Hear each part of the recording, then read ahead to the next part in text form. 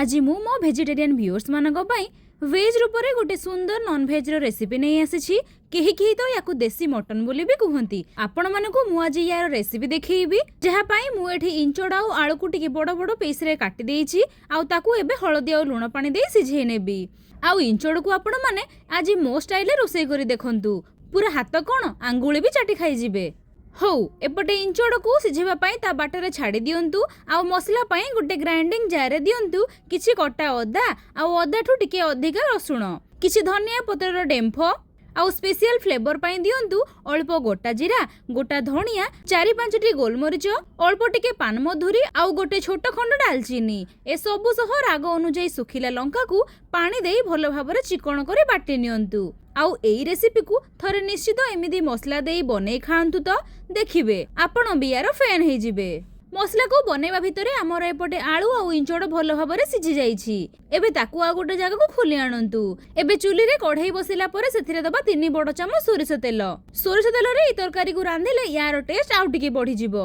एबे सेथिरे गोटा मसला सह जीरा को देई फुटेला परे गोटे सुखिला लंका तेज पत्र को अल्प टिके भाजी नेला परे सेथिरे दबा सुरु सुरु कटा पियाज को आमे एठी टिके गोल्डन ब्राउन करी भाजी नबा आउ पियाज भाजी टिके ब्राउन हेला परे बनै रखिदिबा मसला को सेथिरे देई कसिबा आउ कसी चलिबा।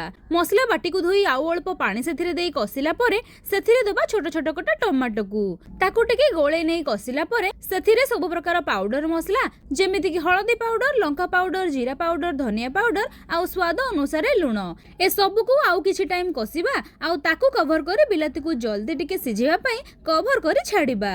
आउ मसला को आपण जेते भलो भाबरे कसिबे तरकारी रो स्वाद आहुरी 2 गुणित होई जिवो।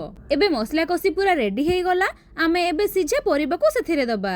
एबे परिबा सब को तळ ऊपर करी किछि टाइम कसी नबा आउ परे सेथिरे सिझा परिबार पानी को आवश्यक अनुसार देई फुटेइबा आउ ऊपरे घर तयारी गरम मसला आउ कटा धनिया पत्र को देई गोळे नेला परे रेडी हे जिवो हमर पूरा देसी स्टाइल रो इंचड़ तरकारी जहा को आपण माने रोटी भात मुढ़ी कहा सह भी खाई परिबे।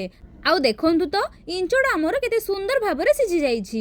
आउ सत्तरे सांग माने एथिरु आसुथिबा बासना रु तो मो अधा पेट पुरी जाउछि। भिडियोटी को लाइक करी भिडियोटी को आपण माने को लोकेशन रु देखुचंदी जल्दी जल्दी कमेंट बॉक्स रे टाइप करी दियंतु। एबे मो रहिली आमे पुणी देखाबा आउ एको सुंदर रेसिपी सह। धन्यवाद।